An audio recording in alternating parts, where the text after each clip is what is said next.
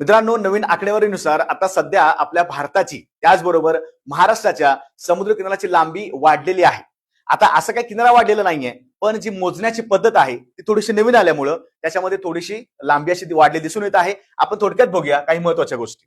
तर पहिली घडामोडी आहे, लांबीत बदल झाला. त्याचं कारण काय आहे? तर आधुनिक मोजण आपण पद्धती केलेली आहे. बेटा समुद्र किनारा सुद्धा याच्यामध्ये ऍड झालेला आहे. भारताचं बघायला गेलं तर लक्षात ठेवायचं मित्रांनो, जो ऑलरेडी आपण वाचनामध्ये असतो आपल्या, तो असतो 7516.6 किलोमीटर. तर याचा तर किती वाढ झालेली आहे? तर आता झालेला आहे 11,098.81 किलोमीटर, 47.6% वाढ झाली. लक्षात ठेवायचं मित्रांनो. महाराष्ट्राचं बघितलं तर आधी होता आपल्याला महाराष्ट्राला 720 किलोमीटरचा आपला समुद्र किनारा लाभतो, पण आता लक्षात ठेवा 877.97 किलोमीटर किनारा लाभलेला आहे. आणि हा महाराष्ट्र देशामध्ये एकूण चौथा असं राज्य आहे. म्हणजे एकूण जर पाहायला गेलं, गुजरात पहिला असेल तसं महाराष्ट्र चौथं, लक्षात ठेवायचं. ओके, त्यानंतर आपण बघूया गुजरात सगळ्यात जास्त राज्य असणार आहे ज्याला समुद्र किनाऱ्याची लांबी असणार आहे 1600, तर त्याचे किती झालेलं आहे 2340.42 किलोमीटर. तुम्हाला फक्त या ठिकाणी प्रश्न विचारतील राज्य पहिलं कोणतं आहे, तर ते गुजरात आहे. आणि महाराष्ट्र किती नंबरला? ते चौथ्या नंबरला आहे.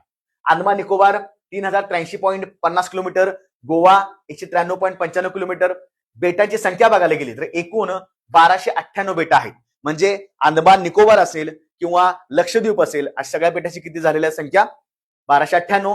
9 राज्य व 4 केंद्रशासित प्रदेश लक्षात ठेवायचे आहेत. म्हणजे समुद्र किनारा किती लागतात तर लक्षात ठेवा. पूर्णपणे आपण पाहायला गेलं तर इथून गुजरात पासून या ठिकाणी पश्चिम बंगाल पर्यंत अशी एकूण आपल्याकडे 9 राज्य आहेत. मित्रांनो लक्षात ठेवायचं आहे. तर 9 राज्य आणि 4 आपल्याकडे केंद्रशासित प्रदेशांना किनारा लागतो.